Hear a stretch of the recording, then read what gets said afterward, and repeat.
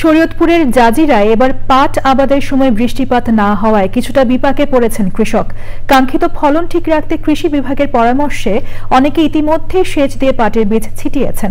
শরীয়তপুর প্রতিনিধি S M Mujibur রহমানের report. Bundle থাকলে প্রতি সেনমানিতে টাকা বাঁচবে।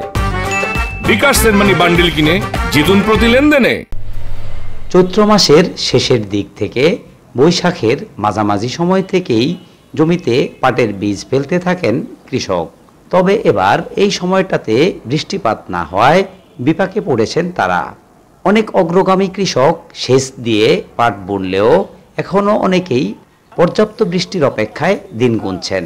আমরা বৃষ্টির অপেক্ষা করতেছি, যারা বৃষ্টির অপেক্ষা না করছে, যারা পানি পুনিতে বুনছে এখন কিছু জ্বালাইছে, কিছু জ্বালায় নাই। আর আমরা অপেক্ষা রয়েছি বৃষ্টির আশায়, বুনছি অথচ জ্বালাইতেছে না। বৃষ্টি না থাকার কারণে পানি দিয়ে পাট বুনছি, কিছু বৃষ্টি হলে এই পাট ভালো বেশি হইব। বৃষ্টি আর 20-25 দিন আগে এলে পাট ফসল আদি ভালো হইতো। সপ্তাহ যদি পাটটা জ্বালায় এই পাটটা ফলন, পরে যদি সপ্তাহ পরে যদি বৃষ্টিপাত হয় এই পাট কোনো ফলন আসবে না। সপ্তাহ পরে যদি বৃষ্টি হয় পাট জ্বালায় তাহলে এই পাট বন্যায় ক্ষতিগ্রস্ত হবে। পাটের কাঙ্ক্ষিত উৎপাদন ঠিক রাখতে সেচের মাধ্যমে সঠিক সময়ে আবাদের লক্ষ্যে কাজ করে যাচ্ছে মাঠ পর্যায়ের কৃষি কর্মকর্তারা।